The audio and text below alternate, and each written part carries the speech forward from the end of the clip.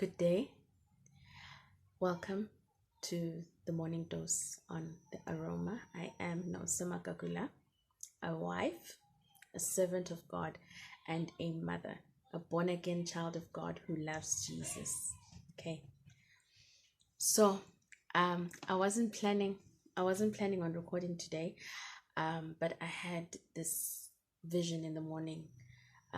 Two things. The Lord showed me two things. The first thing He showed me was this decoration, and it was Halloween decor, and I was like, oh, okay, yes, I know it's Halloween and all of that. But then the second thing He showed me, I saw a picture of a person, a female. It looked like a witch. I'm not saying they're no male witches, we know they are, but this one was female, and she was dressed in black, and when she opened her mouth, you see, when I opened my mouth, you can see my tongue and you can see my teeth. But when she opened her mouth, there was only black darkness in her mouth. And as the day progressed, the Lord made me aware that He wanted me to do this teaching and to send out the prayer points to those who are in connection with me. I've already issued the teaching notes and the prayer points, and if you only view me on YouTube, you'll only see this the next day. But October, if you do not know already, is one of the most important months in Satan's calendar. If you are a spiritual person, if you are a discerning person, you would have noticed there's been a lot of spiritual activity during this month of October. You would have seen it in your dreams. You would have seen it just sensing in the spirit that there's a lot that is happening. And that is because it is October. So October and April, May are the most important or pretty important times according to Satan. What am I talking about? So the book of Isaiah chapter 14 reads, "How you are fallen from heaven, O Lucifer, son of the morning. How you are cut down to the ground, you who weakened the nations. For you have said in your heart, I will ascend into heaven. I will exalt my throne above the stars of God. I will also sit on the mount of the congregation on the farthest sides of the north. I will ascend above the heights of the clouds. I will be like the Most High. Yet you shall be brought down to Sheol, to the lowest depths of the pit." That is Isaiah chapter 14. Verse 12 to 15 in the New King James Version. As we were saying, Satan copies every single thing that the Lord does because he wants to be like God. In the book of Leviticus 23, God issued an instruction to Moses, right, about the feasts which must be observed. And there were 8 of these, right? If we go to Leviticus chapter 23 right now, we will see in verses 1 to 2, it reads, "And the Lord spoke to Moses, saying, Speak to the children of Israel, and say to them, the feasts of the Lord, which you shall proclaim to be holy convocations, these are my feasts." Verse 3, the Sabbath. It says, 6 days shall work be done, but the 7th day is a Sabbath of solemn rest, a holy convocation. Verses 4 to 8, it talks about the Passover and the unleavened bread.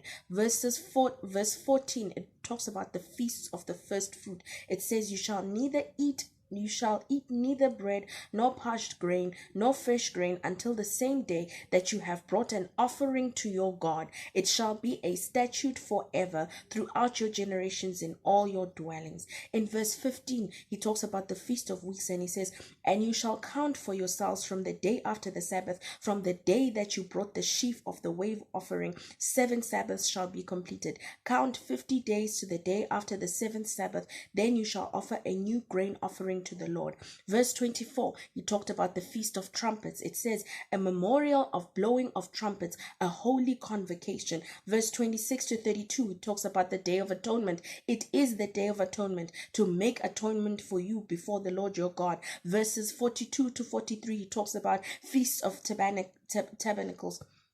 It says, you shall dwell in booths for 7 days. All who are native Israelites shall dwell in booths, that your generations may know that I made the children of Israel dwell in the booths when I brought them out of the land of Egypt. I am the Lord your God. And we also know that these feasts are foreshadows of Christ. They are foreshadows of Christ and of things to come. So Satan, because he has a copycat, has his own Sabbaths. Now, because in Satan's camp, there's so many. There are necromancers. There are witches. Some call themselves white magic. Then there's black magic. And then there are all these different branches, right? Who all do it in different ways. But there is a satanic calendar.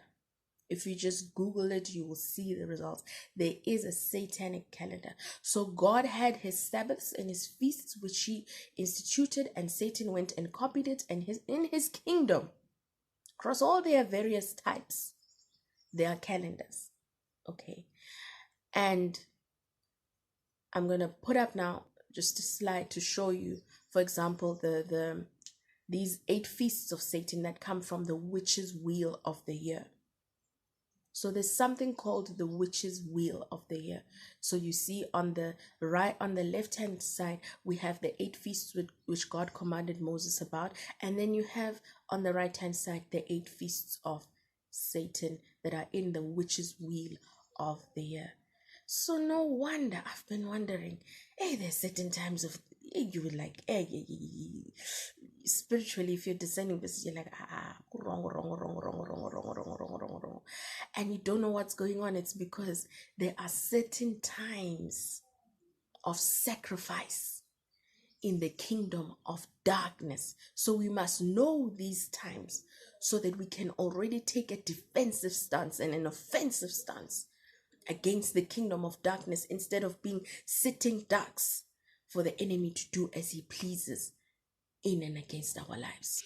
And if you check on the 1st of May and the 31st of October, there are 2 festivals there. Okay. So what is important, I won't show it. I was going to show it, but you're more than welcome to Google it. But I'm not looking to glorify Satan. But the difference, there's something about this wheel, right, that talks to the festival that's being celebrated in a particular region has to do with where that festival is, because that calendar has to do with the sun. Okay, it's the sun, moon. It's a lunar calendar. It has to do with this position of the sun, position of the moon at certain times of the year. And then that determines when the festivals are. So the calendar differs according to where you are. As I've said, there's a calendar for the northern hemisphere, and then there's a calendar for the southern hemisphere. So, for example, in the northern hemisphere right now, they're celebrating All Hallows Eve, which is also known as Halloween, which actually comes from an old Celtic festival called Samhain. And in the southern hemisphere, they're celebrating Beltane. In May next year, right, when in the southern hemisphere we are heading into winter, and in the northern hemisphere they're heading to summer. In the northern hemisphere they'll be celebrating Beltane, and here in the southern hemisphere they'll be celebrating Samhain. So it depends on where you are at a certain time. Okay, but these 2 festivals are 2 of 4 festivals known as the fire festivals. So let's look into Samhain. We're going to first start with that. That's the one celebrated on the 31st of October. I'm just going to read some excerpts of stuff that I found out. Okay, this was written by me. I'm not taking credit for it. Okay, first of all, it's pronounced Samhain. Okay, it is the festival of the dead. It is the ancestor of Halloween. It's pronounced Samhain. I know it reads Samhain, but it's pronounced Samhain. It's celebrated from October 31 to November 1, and it's Those who celebrate it believe they are welcoming in the harvest and ushering in the dark half of the year. They believe that the barriers between the physical world and the spiritual world break down during Samhain. After the harvest work, because they're harvesting, it's a time of harvest. They have After the harvest work is complete, they celebrate with the Druid priests. They light a community fire, and then they even use a bit of that fire then to go and light up the fire in their own homes. They pass their cattle through it. They sacrifice their cattle, and they take a flame from the communal bonfire back to their home to relight the hearth, as I've already said. So they're taking these spirits back to their houses. It lasts 3 days and 3 nights. It used to last 3 days and 3 nights, and it was a mandatory celebration, and if you didn't attend it, you were thought to be punished by the gods, usually with illness or death. So, as we've said, they believed that the barrier between the worlds, between the spiritual realm and the physical realm, was breachable. There would be divination that would happen. They believed that ancestors would cross over. And it actually makes sense to me, because where I am right now, the drums have been beating. They've been beating the drums. They have been beating the drums. They have been beating the drums several times, a couple of times during the day. They have been beating those drums. So if you thought that this was only about white people, as people tend to, when you talk about the things of God, they say, he's a God of the white people. That's a lie. Okay, there's one God for all of us.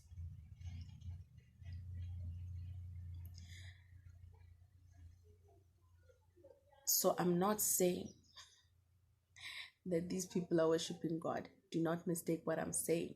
I'm saying people like to say that the teachings of God, the teachings of the Holy Spirit, and all of that are for the white man and they're not for black people.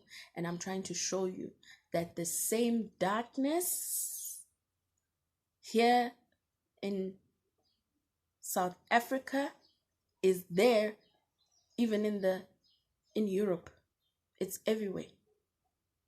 It manifests itself in different forms, but darkness is darkness. That's what I'm saying.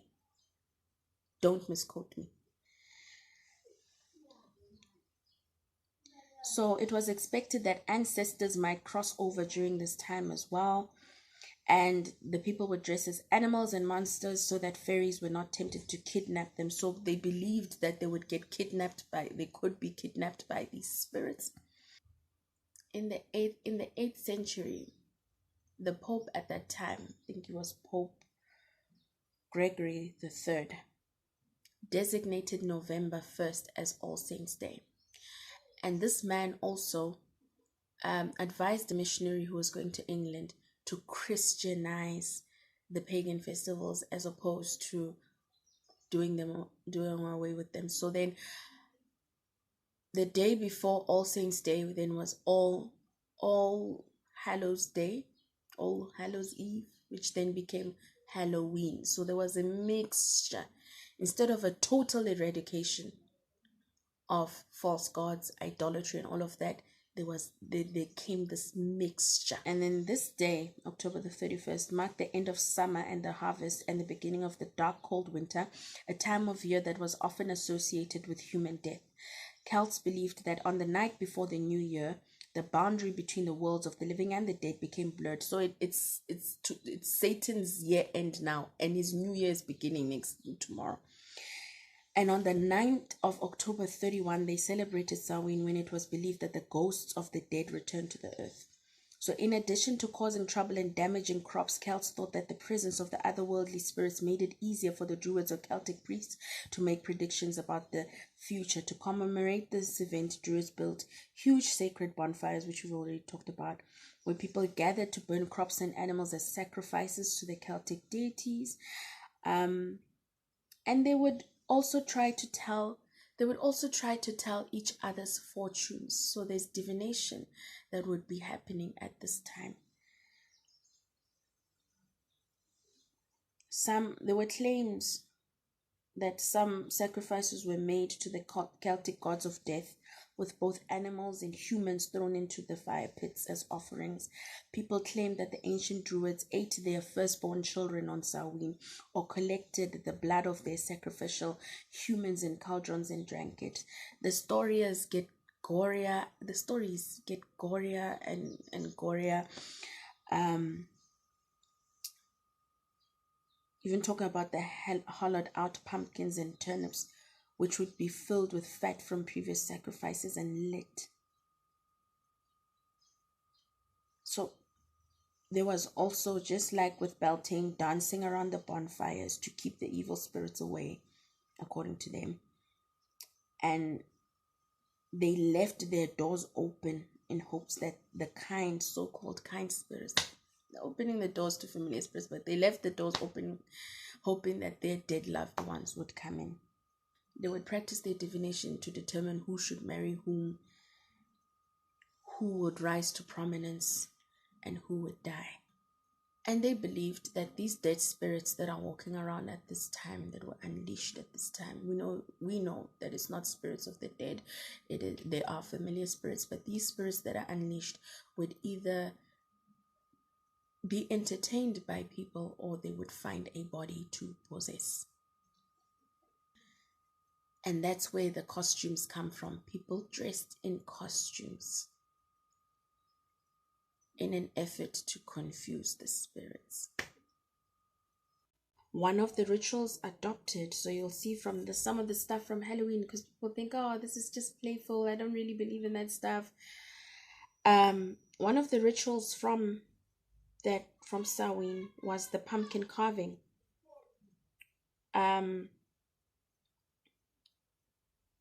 Where the jack-o'-lantern custom, where they have a vegetable that they would carve out and put and they would light a fire in it, that represented the sun. Remember, this festival is about the sun.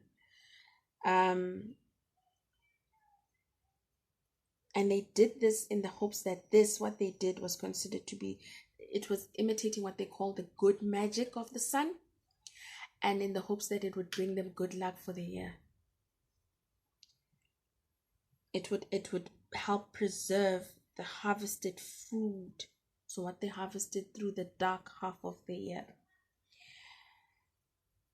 until the next season when they could grow food. And the trick-or-treating, which is something people have, their kids going out into the streets asking for a trick-or-treat, that also originates in that Celtic custom of giving tokens, right, of the harvest to those spirits that are wandering outside, those spirits of the dead that they believed would rise up or be present. So they were giving these tricks or these treats to those spirits in order to try to appease them and to keep them from doing destructive things to their homes. So that's Halloween, Samhain, Old Hallows Eve. Okay, it's primarily about the dead, the veil between the spirit world, the spiritual realm, and the physical realm being opened, and interacting with those spirits and performing various rituals in the hopes that you are appeasing those spirits so that they don't harm you. That's what people used to believe and do, and some still do to this day. Then, if you're in the southern hemisphere, Beltane is the festival that is being celebrated. And let's look at what Beltane is about. So Beltane is a Celtic word which means fires of Bel. So Bel was a Celtic deity, and if you look in your book, in the book of Isaiah, in the book of Jeremiah, there is a mention of a god who's called Bel. It is also a fire festival. There are 4 fire festivals in the Satanic calendar. And the people who celebrated it thought they were celebrating the coming of summer and the fertility of the coming year. So the rituals included courting. They included courting young men and women, collecting blossoms in the woods, and lighting fires in the evenings. These rituals would often lead to matches and marriages, either immediately in the coming summer or in autumn.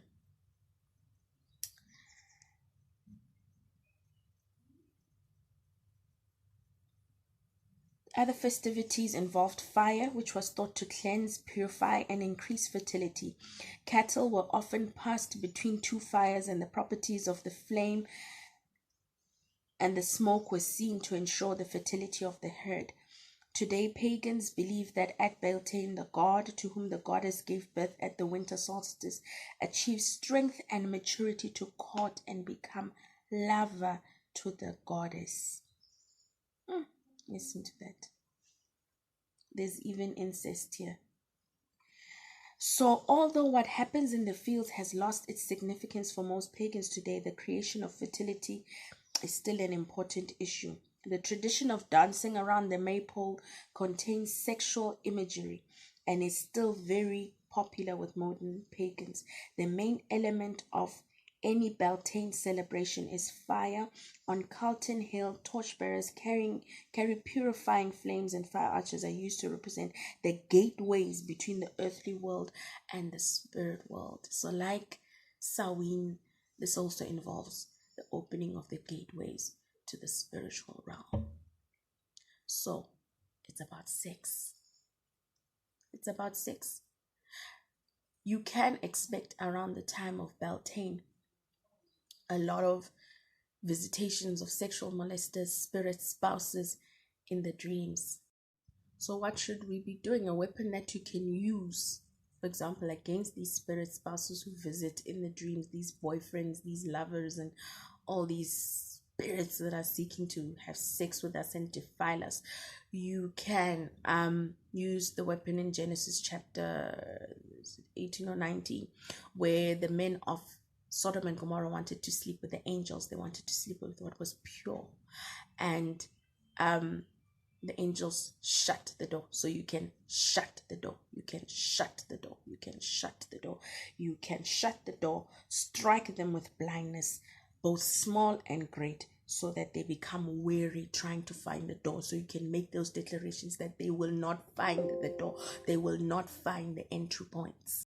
From this history lesson, we have learned that Beltane and Samhain are a time of sacrifices. They're a time of divination. They're a time of demonization and demon possession. They're a time when harvests, first fruits, are being brought to Satan. So, does this mean that I am saying that there is power in these rituals that we should, no. That's what I'm not saying. Those are not gods. Those are not gods. Those are not gods. Those are not gods. Okay, it's not that Christians should be running scared of Baal and all of that. No, but we need to be aware of what is happening. Okay, if, again, as I said, if you're a spiritual person right now in October, you're sensing a lot of spiritual activity right now. It's busy. The kingdom of darkness, the kingdom of Satan is really, really busy right now. And this is what I believe is happening. So firstly, answering the question, are they gods? No, because in the book of 1 Corinthians chapter 8, Paul addressed this. He said, therefore, concerning the eating of things, in the book of 1 Corinthians chapter 8, verse 4 to 6, Paul said, therefore, concerning the eating of things offered to idols, we know that an idol is nothing in the world, and that there is no other God but one. For even if there are so-called gods, whether in heaven or on earth, as there are many gods and many lords, yet for us there is one God, the Father, of whom are all things, and we for him, and one Lord Jesus Christ, through whom are all things and through whom we live. So there's only one God. Okay, there's only one God. So what is the issue with these two festivals taking place at the moment? Why is it an issue for us Christians today? Well, there are three different aspects. Firstly, Christians who are deceived. Okay, let me backtrack. Why is it a problem for Christians today? You need to understand the principle of agreement. There's nothing that happens without permission. Permission from God or permission given through covenants and agreements. If you look at the book of Job, Satan was unable to do anything to Job without the permission of God. And even with that permission, there were limits set in terms of how far he could go, and he could not go past those boundaries. The same applies with if you read about David when he was in the wilderness hiding from Saul. The book says that Saul hunted David every day, but he never got hold of him because the Lord never delivered David into Saul's hands. There's a verse as well in the book of Psalms that says that the scepter of wickedness shall not rest in the land allotted to you, lest you reach out your hands to iniquity. So, unless you reach out your hands to iniquity, to sin, to unrighteousness, Satan cannot do anything to you. It's the same principle that even happened with the story of Balak and Balaam. In Revelations 2 chapter 14 we read, "But I have a few things against you, because you have there those who hold the doctrine of Balaam, who taught Balak to put a stumbling block before the children of Israel, to eat things sacrificed to idols, and to commit sexual immorality." If you know the story of Balak and Balaam, Balaam was hired by Balak to come and curse Israel, but Balaam couldn't do it because the Lord would not allow him to do it. He said, "You cannot curse what I have not cursed." So then the Moabites, the people of Balak, invited the Israelites to come and partake in their feast. They ate the food dedicated to idols. They slept with their women, and then the spiritual doors were opened. That's how they managed to put them into a position of unrighteousness to get to them. So yes, you're born again, yes, you're blood washed, but Satan knows how to he knows the principles of God, and he uses them to open the doors in your life so that he can access you.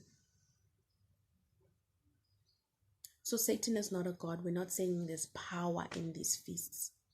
The power is not in the feasts. I agree with the Apostle Paul. Remember, it is not about Halloween in itself. Remember, I said there are many different branches in the kingdom of Satan, okay? But the principle is the same. According to Satan and what he has ruled in his kingdom, today is the crossover from the old year to the new year. And just like our God said to him, we must not appear before him empty-handed, because Satan is a copycat. His people also must give sacrifices to appease him. Because the kingdom of darkness works through fear. They're scared of him. And they fight for his favor through works. So it is a time when they'll be ramping up so that they can gather the harvest. Remember, their hierarchies. They want to get higher position and all of that.